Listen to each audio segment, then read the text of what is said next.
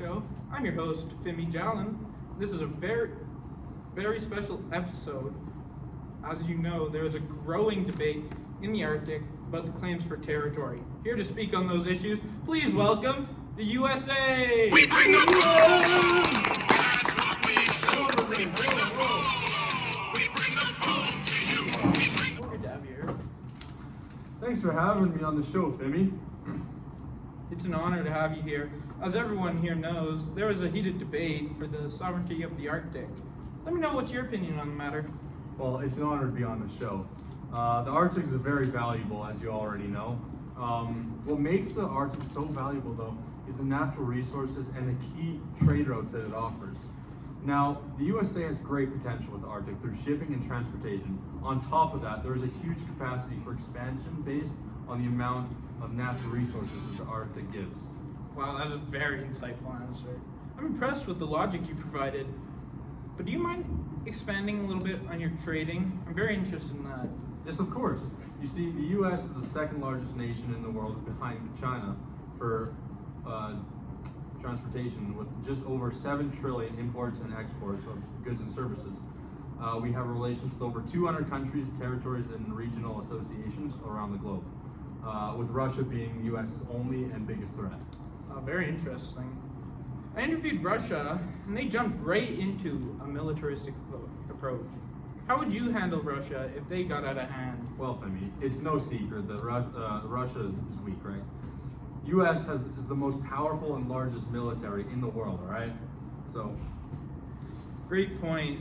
So you're not afraid of a little conflict with Russia? no, not even the slightest. Not to mention that we're also one of the founding countries of NATO.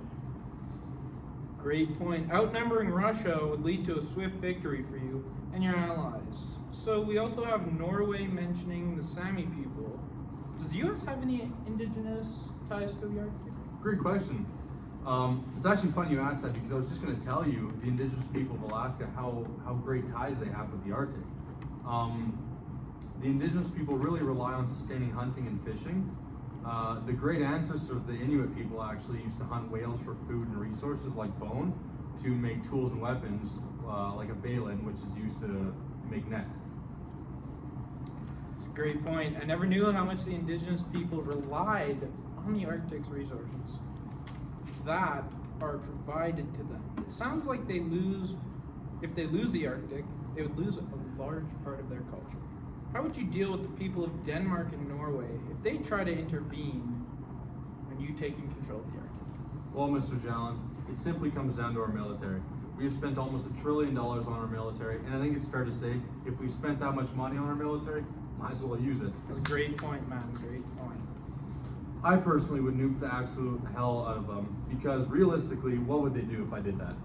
They wouldn't be able to do anything because they're weak countries, and they wouldn't be able to stop me. I'm the most powerful country, and they wouldn't even stand a chance. And if they tried to stop me, then they would just tremble to my feet, and they would cower at the sight of my military. Tell them. Yep. Thank you. I love your passion. That shows true patriotism. The patriotism that you have for your country is inspiring for all the young people in the world. It shows them to stand up for what they want in life. It's good to see that you also are not afraid to use your military against these other cowardly countries like Norway and Denmark. Man, it's just great. Back to the topic of politics. There are acts or agreements that will help the USA in their claim for the Arctic? Yes, the United States actually agreed with the UN of the Law on the Sea, which outlines the rights of coastal states to extend their continental shelf claim. The Arctic Policy Framework emphasizes sovereignty, security, and resource management. We also have the Arctic and Antarctic research that facilitates scientific research that can strengthen claims by providing crucial data. Together, these acts and strategies help the U.S. navigate and assert its interest in the regional competition claims between the Arctic nations. Wow, great answer. I'm sorry, but this is all the time we have for today. Thank you again for your time, and we would Love to have you back on the show. Hopefully, once you gain sovereignty over the Arctic. Well, thank you so much for having me, Timmy. It was a pleasure to be on your show. I'll ya. see you soon.